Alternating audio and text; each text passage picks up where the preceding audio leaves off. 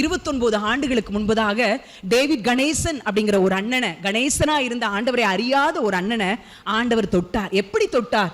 இருதயத்துல ஒரு பலவீனம். இனி கொஞ்ச நாள் தான் உயிரோடு இருப்பாங்கன்னு சொல்லும் போது, ஐயோ உயிர் வாழணுமே, வாலிபனா இருக்கேன், என்னால 10 ஸ்டெப்பு கூட நடக்க முடியல, நான் எப்படி, நான் சீக்கிரத்துல செத்து போயிருவேனா அப்படின்னு சொல்லி கலங்கி கொண்டிருக்கிறப்போ, பல விதமான கோயில்களுக்கு எல்லா இடத்துக்கு போனாங்க.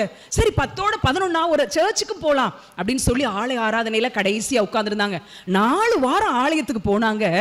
ஆண்டவர் அற்புதமாய் அவர்களுக்கு சுகத்தை கொடுத்துட்டார். மறுபடியும் என்னடா ஓடுனாலும் நமக்கு இழைப்பே வரலையே, டாக்டரை போய் பார்க்கலான்னு பார்த்து மறுபடியும் ஸ்கேன் எடுக்கும் போது உங்க இருதயத்துல இருந்த பலவீனம் கம்ப்ளீட்டா ஒண்ணுமே இல்லாம மாறி இருக்குன்னு அந்த டாக்டர் சொன்னாங்களாம். ஒரே சந்தோஷம். ஒருவேளை ஜீசஸ் கோயில் போனதுனாலதான் நமக்கு சுகம் கிடைச்சிருச்சு நம்பிட்டு இருந்தாங்க. ஆனா ஒரு 10 நாள் 20 நாள் ஆனோடனே அது எப்படி ஜீசஸ் செஞ்சாரு நம்ம சொல்ல, எத்தனையோ கோயில்களுக்கு போனோம், கடவுளை கும்பிட்டோம், ஏதோ ஒரு கடவுள் நம்மளை சுகப்படுத்தி இருக்கு அப்படின்னு சொல்லி ஆண்டவரை மறுதளிச்சு ஒரு நாள் இரவு அவர்களுடைய ஒரு கிராமத்தில் இருக்கிற வீடு, நிறைய பிள்ளைங்க வீட்டில் தங்க முடியாது, ஒரு பாழடைஞ்ச ஒரு கட்டிடத்துல நைட்டு படுத்திருக்கிறாங்க. காலையில வீட்டுக்கு எழும்பி போகணும் அப்படின்னு சொல்லி நினைக்கும் போது அவர்கள் இருந்த அறைக்குள்ளாக வெண்ணாடை தரித்த ஒரு மனிதர் அழுது கொண்டே இருந்தாராம்.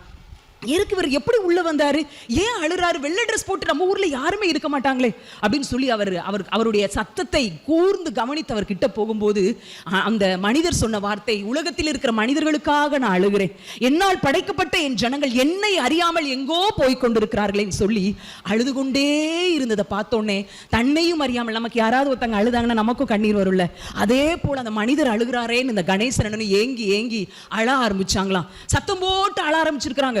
பக்கத்து வீட்டுல தண்ணி தெளிச்சு கூட்டி விடும்போது யார் உள்ள இருந்து அழுறது அப்படின்னு சொல்லி கதவை தட்டி, ஏன்பா அழுவுற விடிய காத்தால அப்படின்னு சொல்லி ஒரு அம்மா வெளியே கூப்பிட்டு போறதான் தெரிஞ்சிருக்குது. அந்த மனிதரையும் காணவில்லை.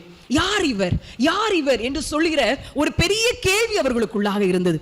அப்போ சிவகாசி பக்கத்துல பஸ் ஸ்டாண்டு பக்கத்துல ஒரு பாத்திர கடை வச்சிருக்கிற ஒரு அண்ணே பைபிளை வாசிக்கிட்டு இருந்திருக்காங்க. அப்போ இவங்க பஸ்ஸுக்காக காத்திருக்கும் போது அந்த கணேசன், அண்ணே பைபிள் எல்லாம் வாசிக்கிறீங்களே, இப்படி ஒரு சம்பவம் நடந்துச்சு, இப்படி ஒருவர் அழுகிறார் அப்படின்னு சொன்னோன்னே, அது இயேசு கிறிஸ்து அப்படின்னு சொல்லி அவர் சொன்ன வார்த்தைகள் எல்லாம் காமிக்கும் போது, ஏசப்பா தான் உன்னை சுகப்படுத்தியிருக்காருப்பா, அவர் இன்றைக்கு அழுது கொண்டிருக்கிறார் என்று செய்தியை சொன்னாங்க. அன்றைய நாள் முதற்கொண்டு ஜனக்கூட்டமான இடத்தெல்லாம் பார்க்கும்போது ஆண்டவர் அழுகிற சத்தம் உங்க காதுல கேட்டுக்கிட்டே இருக்குமா.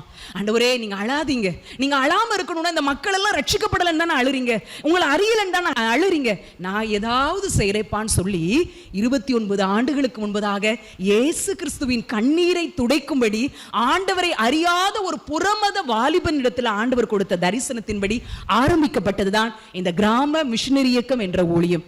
தனி மனிதனா தொடங்கினாங்க. இன்றைக்கு 1200 மிஷனரிகள் இருக்கிறோம்.